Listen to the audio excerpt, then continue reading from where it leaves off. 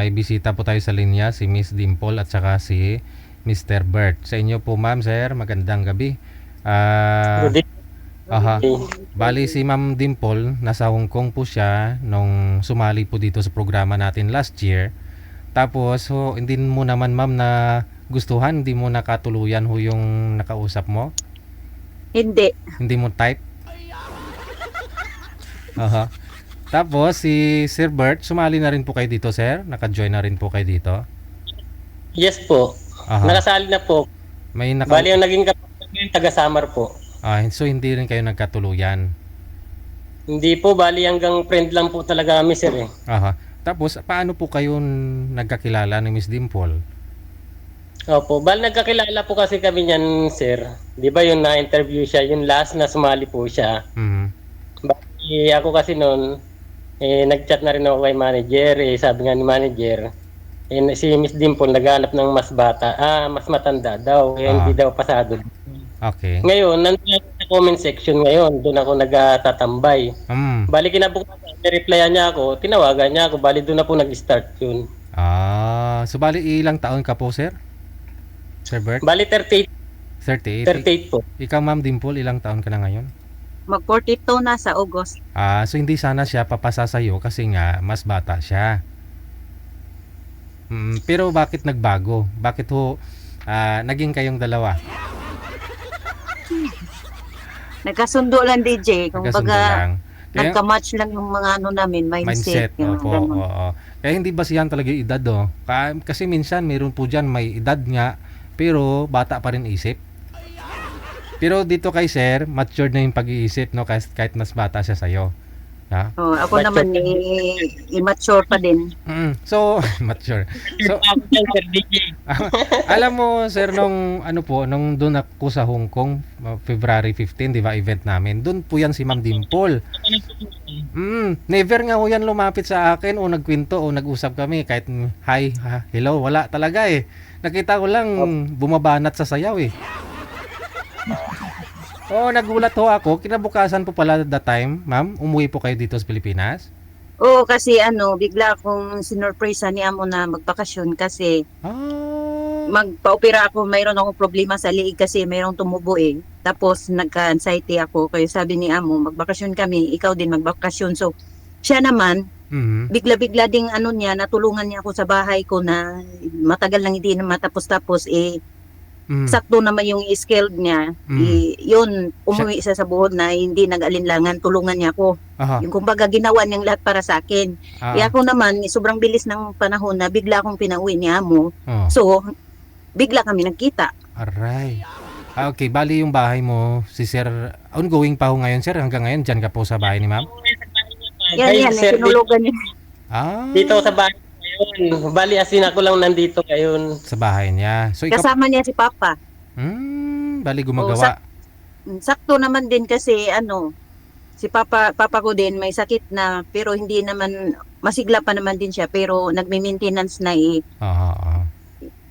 problema ko din nga walang kasama. Okay na rin yun, nandyan siya para panatag ang loob ko. Yung anak niyo po pala, ma'am, saan? Nasa city yung isa, third year na architect at saka yung isa naman nasa lungsod, nag-aaral sa High school? private na na Catholic school.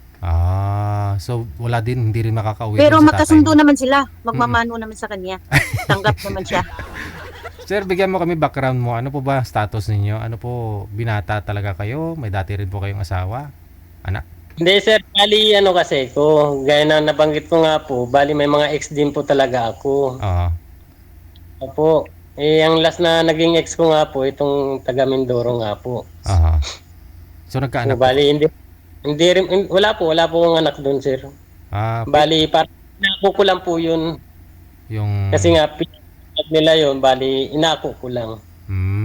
Pero yung anak mo na sarili, yung talagang anak mo wala?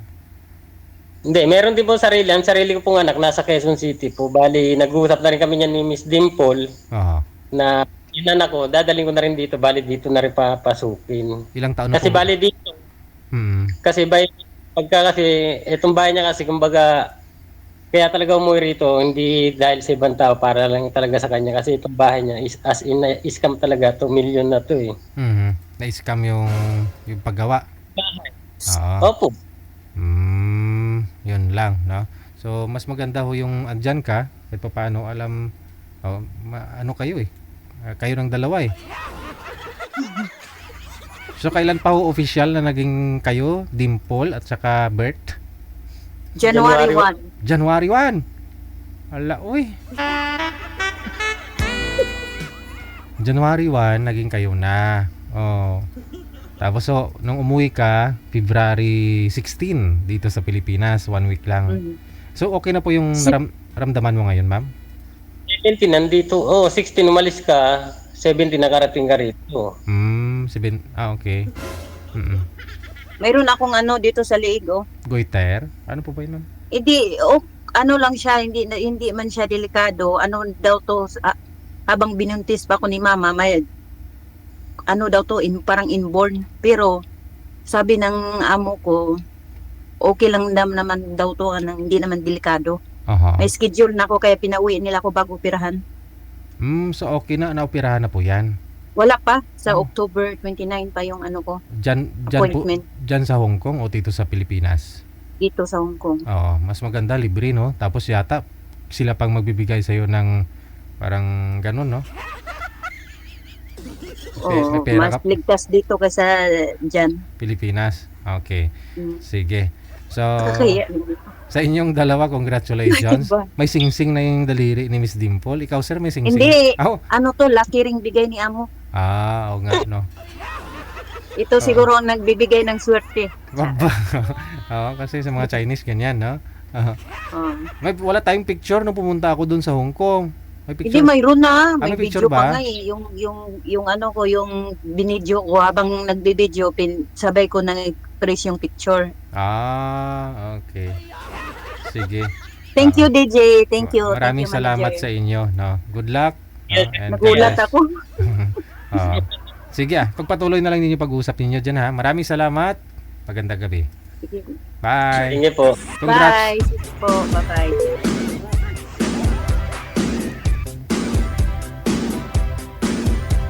There you have it, no? Si Miss Dimple at saka si Mr. Bert.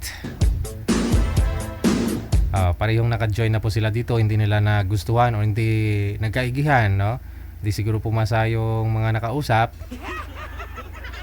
Silang dalawa sa comment section nakakilala, ha? Taga Surigao, si Boy pala, no? Taga Surigao pala ito si Sir. Tapos si Miss Dimple taga Bohol. Sa airport nila ako nagsundo.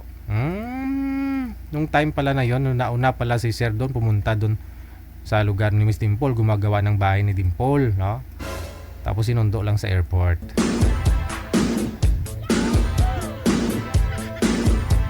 Kalain mo yan, no? Ang bilis ng panahon, parang kailan lang nakausap natin yan sila dito, no? Naghahanap pa ng sweetheart. Ngayon official na naging sila, gumagawa na ho ng bahay.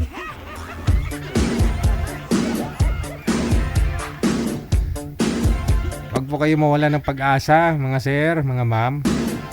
Diyan sa comment section, galingan nyo lang makipag-usap dito sa mga nakapartner ninyo. Kung hindi nyo man ho nagustuhan, no? Basta maayos lang, no? Masaya kayo, entertain nyo po yung sarili ninyo, no? Yung nakausap ninyo. Tapos pati yung mga viewers, malay mo, may mapukaw po kayo dyan sa comment section, no? Mga viewer natin. Merong isa na makakatuluyan mo.